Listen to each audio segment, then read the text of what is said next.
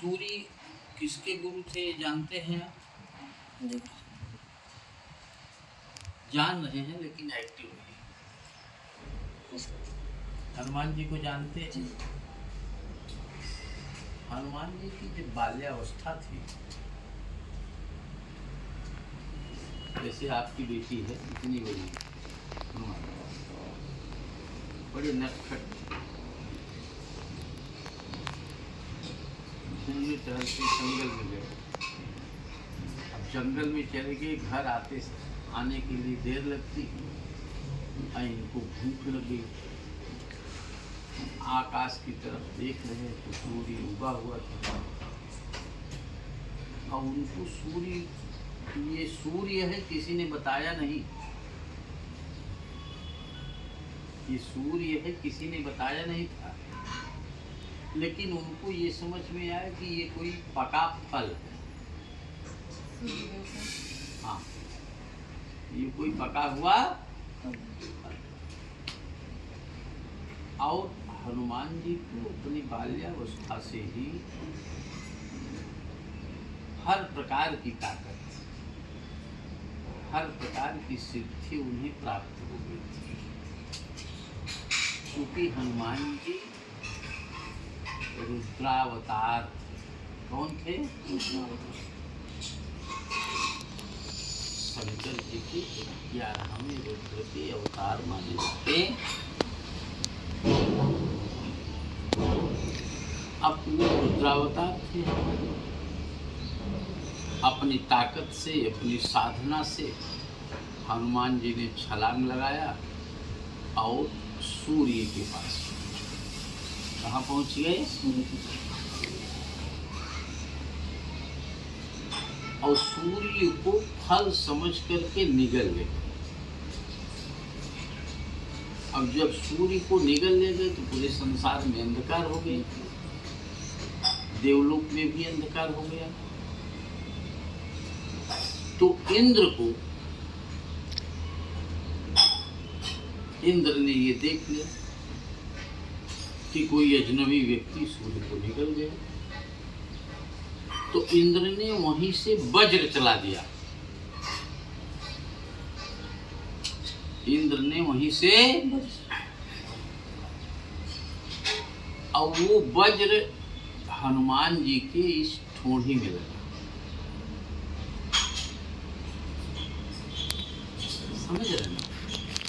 उसके वज्र के आघात से हनुमान जी जमीन पर गिर गए।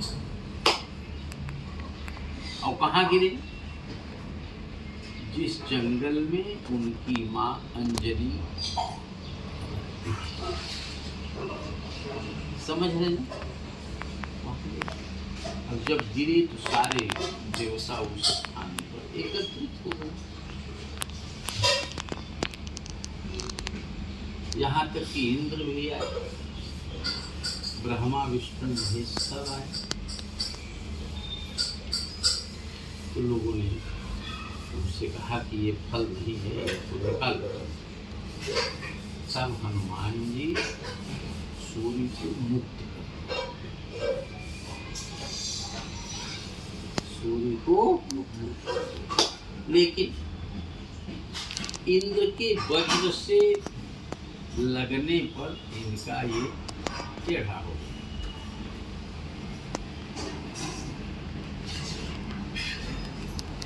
अवस्था इनकी धीरे धीरे बढ़ने लगी। ये हुआ कि भाई जैसे पढ़ने की व्यवस्था इनकी होनी चाहिए। और आजकल जैसे स्कूल है ऐसे स्कूल तो थे नहीं, गुरुकुल प्रणाली थी। क्योंकि पहले शिक्षा अर्जन करने के एक आधार थे, गुरु शुश्रूषया विद्या पुष्कलेन धनेन वा। गुरु की सेवा और शुश्रूषा करने से ही शिक्षा मिलती थी। तो हनुमान जी से भी एक बार पूछा गया कि आप किसको गुरु बनाना चाहते?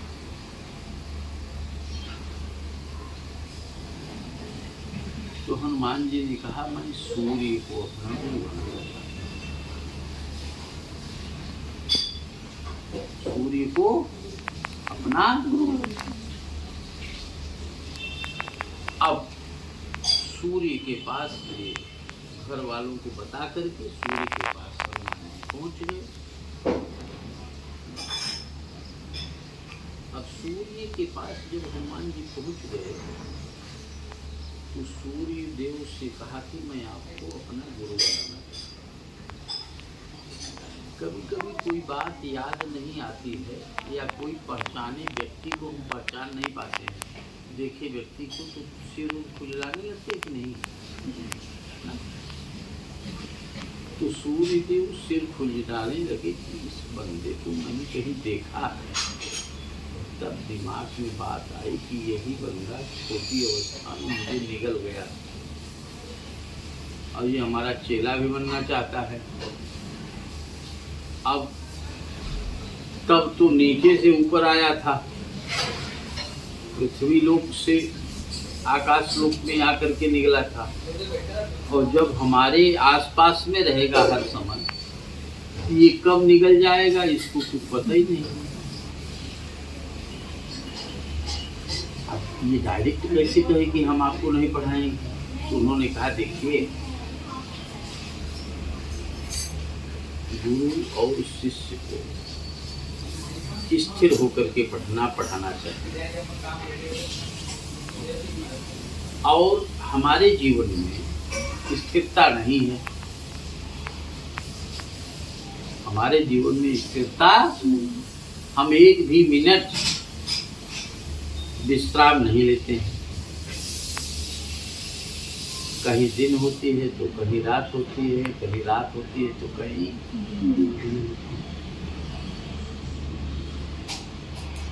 और गुरु और शिष्य को आमने सामने होना चाहिए। जैसे अगर आपके पीछे से कोई पंडित जी बोलते तो इतने ध्यान से सुनते आप? हम आमने सामने से बोल रहे हैं तो आपके दिल में सारी बातें स्थिर हो जाएंगी। हनुमान जी ने कहा देखिए, आप स्थिर मत रहिए, कोई दिक्कत नहीं, लेकिन गुरु शिष्य का जो नियम है कि गुरु के सामने शिष्य का मुख होना चाहिए और शिष्य के सामने गुरु का मुख होना चाहिए। हम आपके शिष्य बनेंगे तो आपके किसी भी कार्य में बाधा नहीं डालेंगे। आप हर समय चलते रहिए, आपको हम रोकेंगे नहीं कि आप रुक करके मुझे पढ़ाओ। आप चलते हुए पढ़ाइए मुझे, लेकिन हम आपके सामने मुख किए रहेंगे। आप सीधे चलो, हम उल्टा चलेंगे।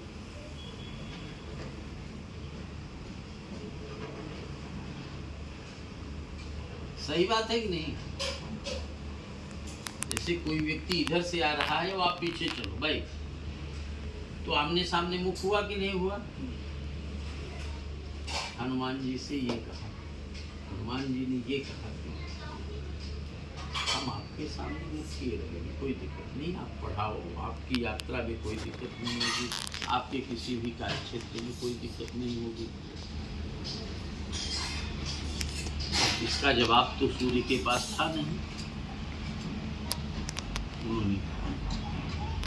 चलो ठीक है, शिष्य होना स्वीकार, शिष्य बनाना स्वीकार कर लिया सूर्य।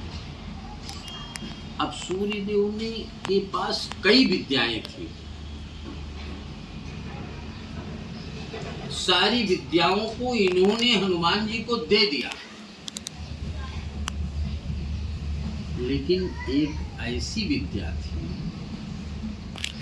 कि दे सकते थे। वो विद्या कौन सी थी कि उस विद्या को प्राप्त करने के लिए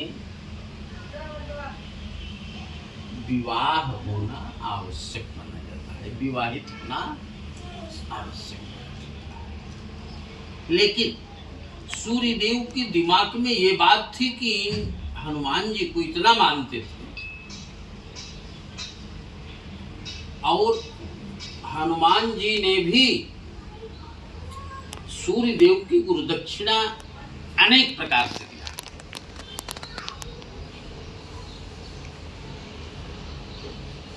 सूर्यदेव के ही पत्नी का नाम संज्ञा था। जानते हैं संज्ञा? सूर्यदेव की पत्नी का नाम संज्ञा, और संज्ञा को एक बेटा और एक बेटी हुई। पहले बेटे का नाम यमराज और दूसरी बेटी का नाम यमुना। एक बेटा एक बेटी पैदा होने के बाद में संज्ञा को सूर्य के पास जाने से भय लगने लगा। जब पत्नी पति के पास जाएगी नहीं तो अगला संतान कैसे होगा? ये भयभीत होने लगे। लेकिन संज्ञा के मन में ये जिज्ञासा थी कि एक बेटा और होना चाहिए।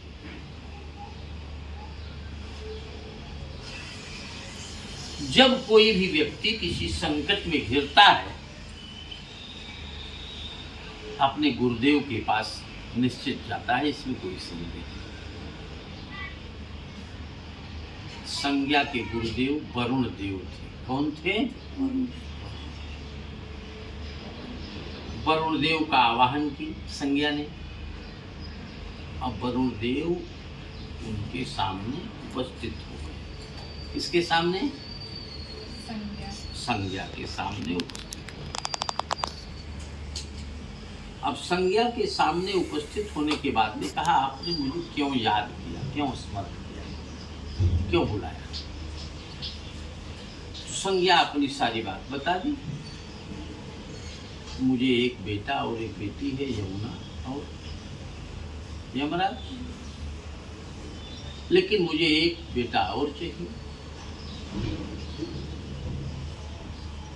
मैं पति के पास जाना चाहती हूं तो मुझे भय लगता है। कहा, तुम्हें एक संतान और होगी, इसमें कोई संदेह नहीं, लेकिन इस संज्ञा नाम के शरीर से संतान नहीं हो पाएगा। आपको इस शरीर का भी परित्याग करना होगा और एक संज्ञा की ही फोटो कॉपी आपके पास आ जाएगी, जिसका नाम होगा छाया। जिसका नाम होगा छाया। शायद आपका भी नाम है ना? जिसका नाम होगा छाया। लेकिन संज्ञा का शरीर छोड़ करके जब छाया में आत्मबल आ जाएगा तो संज्ञा निस्तेज हो जाएगी और छाया तेजवान हो जाएगी, तेजवती हो जाएगी।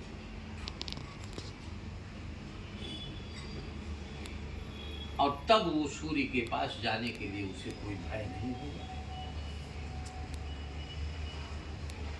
सूर्य के पास अब वो की ऐसा संज्ञा नाम का शरीर जो है वो जंगल में चली गई तपस्या करने के लिए, और छाया में सारा तेज था, और छाया फिर सूर्य के पास गई, सूर्य से मुलाकात की। उसी का परिणाम शनिदेव। उसी का परिणाम शनिदेव। अब शनिदेव का जन्म हो गया। शनिदेव का जन्म होने के बाद में एक दिन सूर्यदेव छाया के पास बैठे थे, आपस में बातें कर रहे थे। तब तक शनिदेव दौड़ते दौड़ते आ गए। हमारे आपके बच्चे हैं, साल 2 साल की अवस्था में नहीं डोलते, साल 6 महीने में नहीं डोलते, लेकिन देवताओं की व्यवस्था में जो आते हैं वो तुरंत कार्य करने की प्रक्रिया में हो जाता है। उनके अंदर इतना तेज रहता है। शनिदेव आ गए। शनिदेव को काला कलुटा देख करके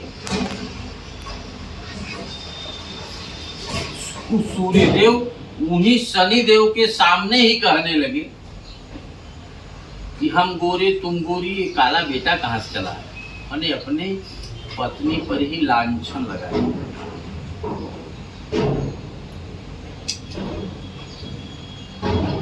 शनि की मां छाया पर जब लांछन सुना, तभी से शनिदेव अपने पिता सूर्य से विरोध करने लगे। तभी से अपने पिता सूर्य से विरोध करने लगे कि ये ठीक नहीं। यहां तक कि सूर्य से बहुत लड़ाई किया। शनिदेव भागते भागते शंकर जी के पास गए, जिनको हम आप आशुतोष कहते हैं, इनके पास गए। अपनी साधना से, अपनी तपस्या से इन्हें खुश किया और खुश करके नवग्रहों में शंकर जी ने इन्हें स्थान दिया और एक पद भी दिया जिसका नाम न्यायाधीश। न्यायाधीश के रूप में रहते हैं।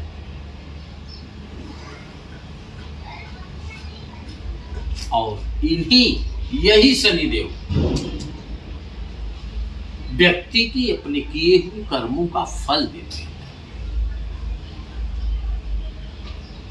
अब हम आप गुरुदक्षिणा के बारे में चर्चा कर रहे थे, तो सूर्य को बहुत प्रताड़ित कर रहे थे शनिदेव। तो हनुमान जी ने ही सूर्य से हनुमान जी ने ही शनिदेव से सूर्य को बचाया भी था। यहाँ तक कि एक ऐसा समय आया था कि सूर्य देव को शनिदेव निगल गए थे।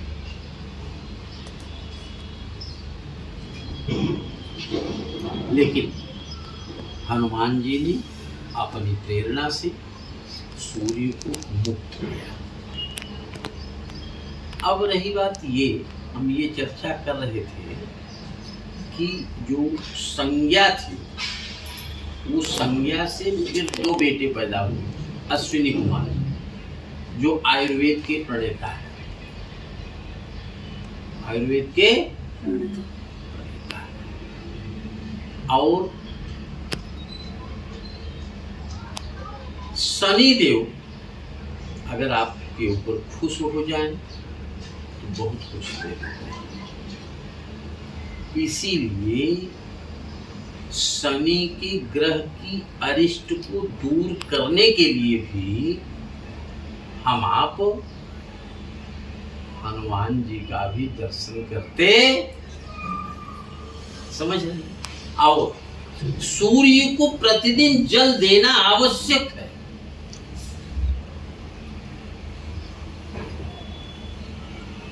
अब जल कब दिया जाए, किस कंडीशन में दिया जाए? जैसे बिजली बिल जमा करते हैं, अगर 30 तारीख का डेट है तो 1 तारीख को जमा करने जाएंगे तो पेनाल्टी लग जाएगी।